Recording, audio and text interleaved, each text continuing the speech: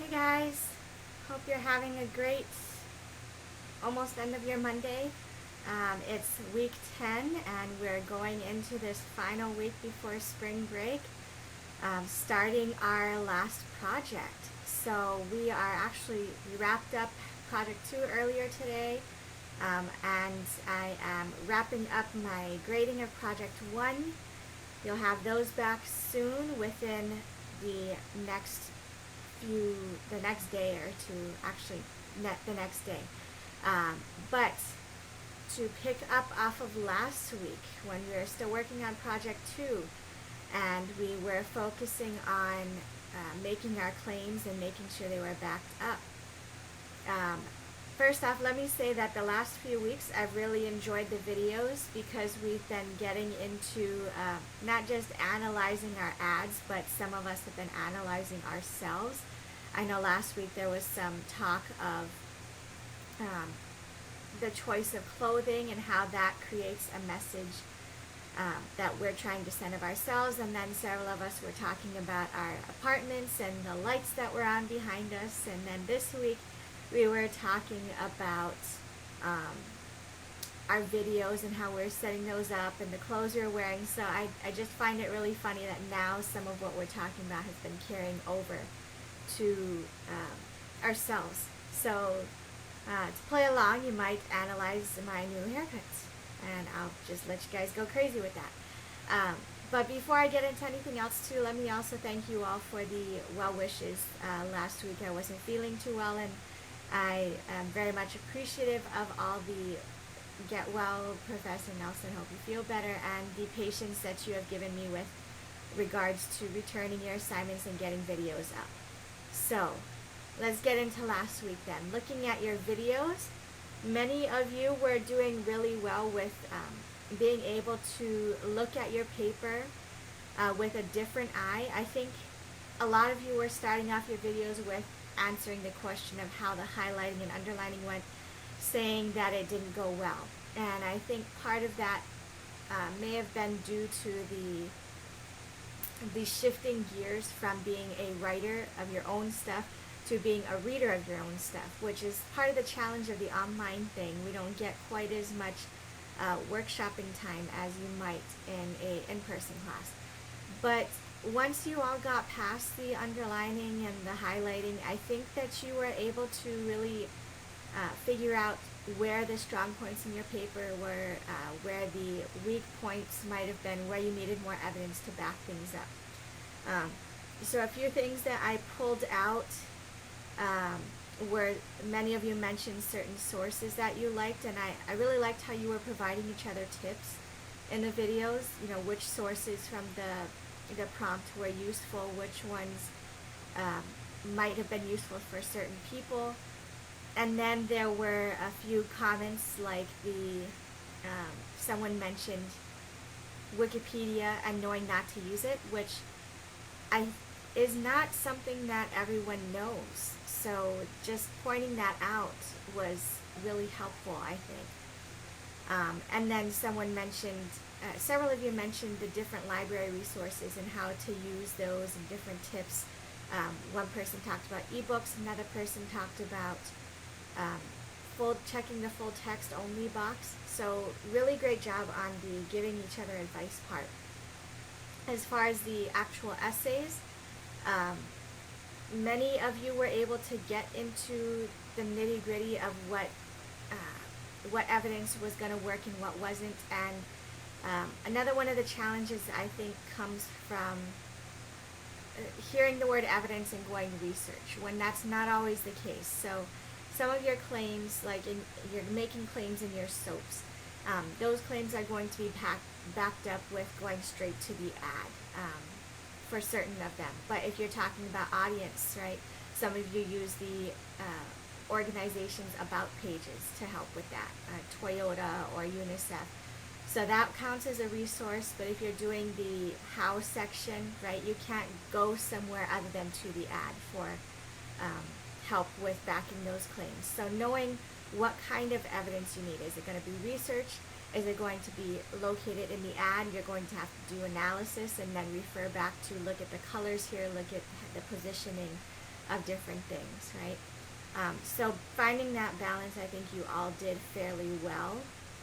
And there were a few of you in the videos that got kind of caught up in your own arguments and ended up um, talking more about the content of what you wrote instead of how you wrote it, which was more the focus last week. So um, being able to distance yourself again might help with that. Remember that you are self-editing at this point, and you'll remember a similar thing when we go into the final project. Okay. With the blogs, I liked where we were going with all the different grammar rules. There was not a lot of repeat from the first time around, so I thought that was great. We had there, and there, right? The THERE, the THEIR, the THEY apostrophe RE, which is great. Affect and effect, I think we might have had some of those in the first time around, but I'm not entirely sure. Then we had the 3 types of twos, preposition to, also kind of to, and number to. It's possessive versus it's not possessive, right? Contraction of it is. Semicolons was a repeat from the beginning, but honestly, sometimes repeat can really help us get ideas stuck in our heads. Lay and lie, word confusion, right? Along with 2 types of night and 2 types of light, which I thought was interesting because I never really use the other type of night anyway, unless I'm texting and want short words. And then one I really like, because this is the one rule I have never understood, is the who versus whom. And I'm actually wanting to upload an audio comedy skit that I have. A couple Christmases ago, I got more than a couple, several Christmases ago, I got a CD collection of the Prairie Home Companion, which is an old-timey, radio version of SNL. And there's a whole skit of who versus whom, and it involves a guy working at a fast food restaurant, and he corrects everyone until a robber comes in and he corrects him and gets shot. And it's just funny. So I'll upload that and you can be entertained. Alright? Moving into this next week, and I'll talk about what we're doing over spring break when I get to the end of this part. This next week, we are preparing ourselves for looking at our last project, which I am really excited about. What we've been doing so far. The first project had us reflecting on media messages and hegemony in our own lives. Project 2 had us analyzing examples of these messages and how they're made. And in Project 3, if you haven't already looked at the prompt that went up at midnight last night, you're going to be making some of these messages yourself. And it's going to be in a very non-traditional way that we're going to do this. So first thing you're going to do to get an idea of what I mean by this non-traditional thing is go and look at the assignment prompt. And I know not all of you are doing this, because several times during our conference meetings, I'll have a question that's very obviously answered in the essay prompt. So before you do anything, before you panic, before you get excited, go look at that prompt, okay? But what you'll be doing, again, is creating your own media message campaign. And you'll be doing this in the form of media activism. So what this is, media activist groups work to directly address the issue or topics, hegemonic messages, ideologies of some thing, and push back against them for a specific audience. Okay, so I was trying to think of some examples of this. You might think of some like what was the one with Malala, with the girls somewhere in Africa, ways back. But then we also have the ones like Je suis Charlie and Je suis Paris, right? We are Paris. We are Charlie. When all those terrorist things were going on last year, and I think a year before that. So when these hashtags come up and people are holding up posters with their hashtag or something, and you start to see everyone doing it, right? That's part of a media activism campaign. Another one with political seasons, if you're anything like me, my Facebook page keeps getting flooded with friends of mine who are either staunch supporters of or staunch opponents of some certain political candidate. So you might see like someone who's really against Trump, and I know some of you are supporters of Trump, so don't take this personally, but I'm getting a lot of, cartoons or those little, they're not memes, but posters that have a picture and then a whole little caption kind of thing in that poster. And you might consider those part of media activism, trying to convince people to vote for or to not vote for someone. The difference between that kind of media activism and media activist organizations is that they're an entire group that's dedicated to one specific goal, right? And they'll, so you might even think about like the values commercials that seem to pop up on Channel 8 or Channel 3, one of them, where they're trying to get people to return to, good, solid, usually Christian associated values, right?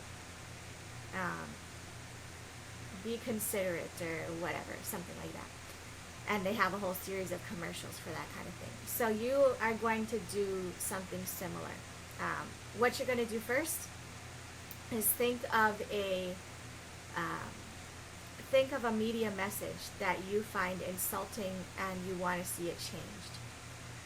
A lot of you, I think, have a head start on this. I've noticed that several of you seem to have developed an area of interest or already had one prior to this class, and it's threaded its way through pretty much all of your assignments. So the ones I've noticed really are the gender and sexism issues, and there's one person who has been really interested in Hawaiian cultural representations.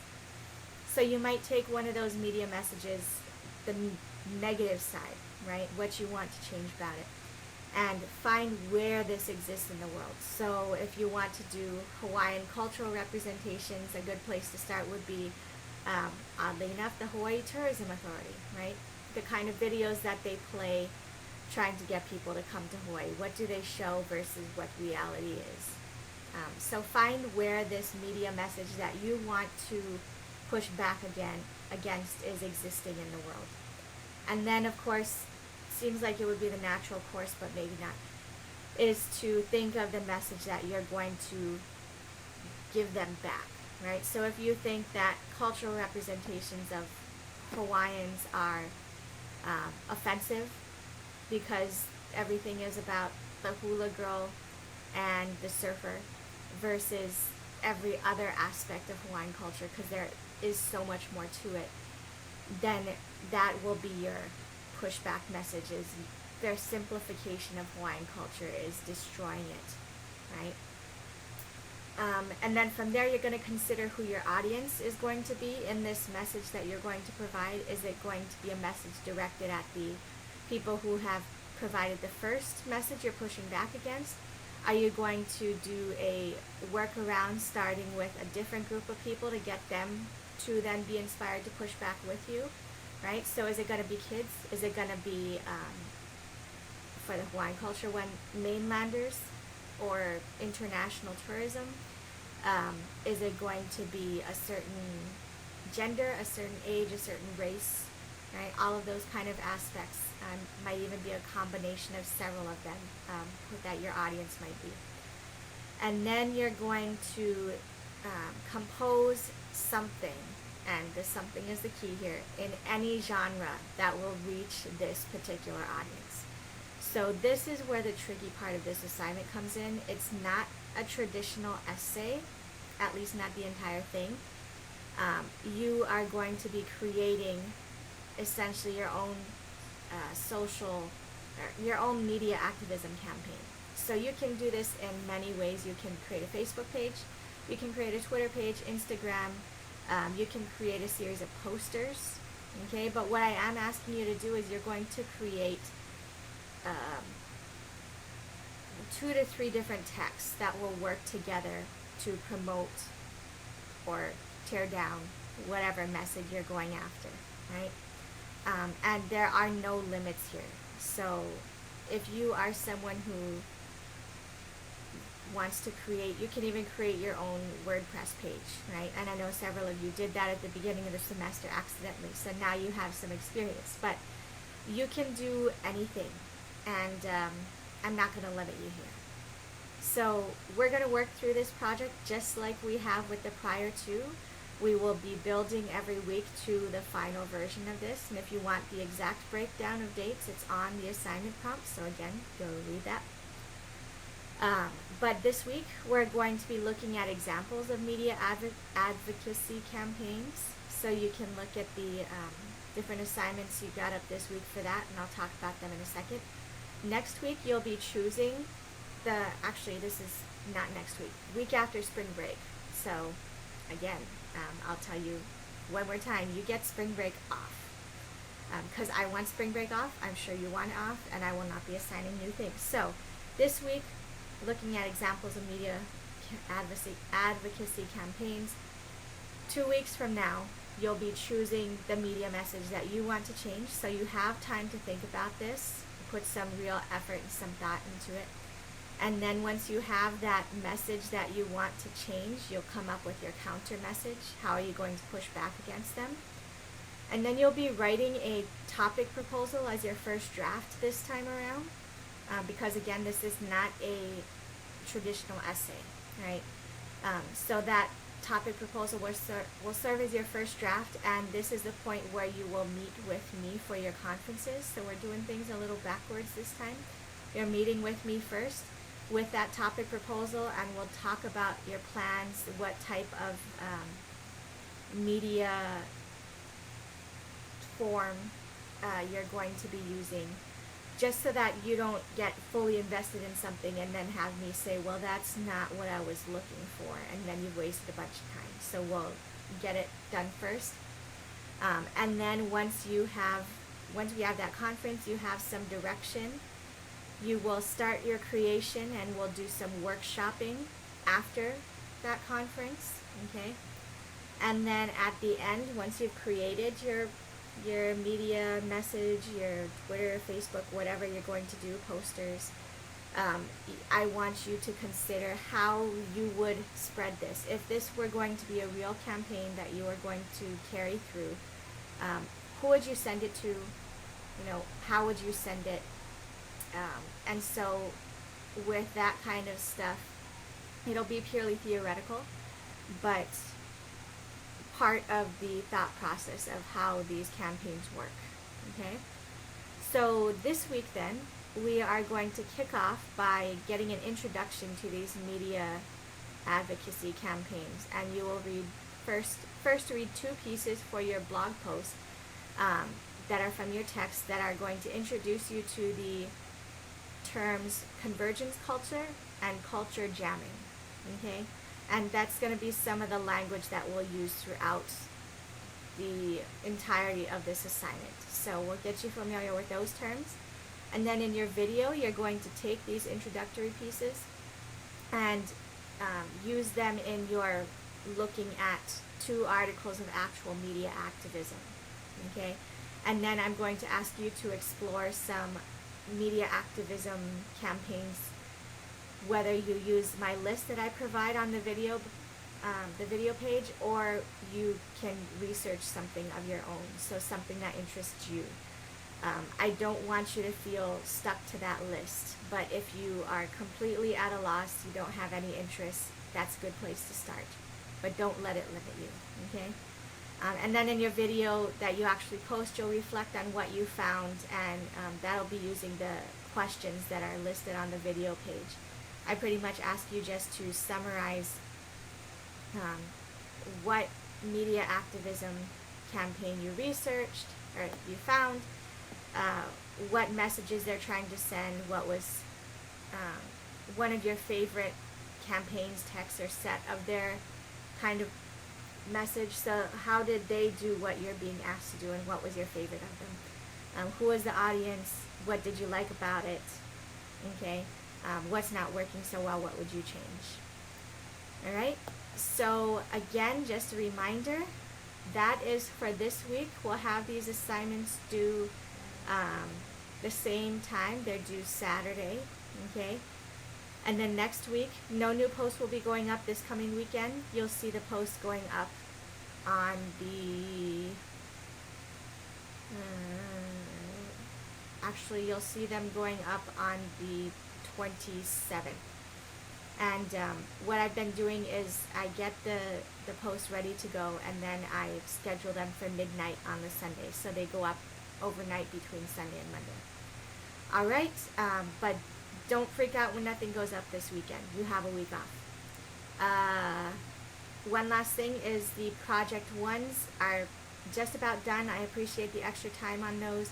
I did have full intentions of getting them back to you today, but didn't quite get around to finishing up the last couple of them. So watch for those to come back tomorrow, I promise. And I have to be better at this grading and getting stuff back thing. But I have enjoyed reading them, and they've been a lot of fun, and I have not been disappointed by anyone's. All right, so have a great rest of this week. Have a great spring break. Don't work too hard on anything, at least not for me. And I will see you on my next video in about 2 weeks. Have a good one, guys. Bye.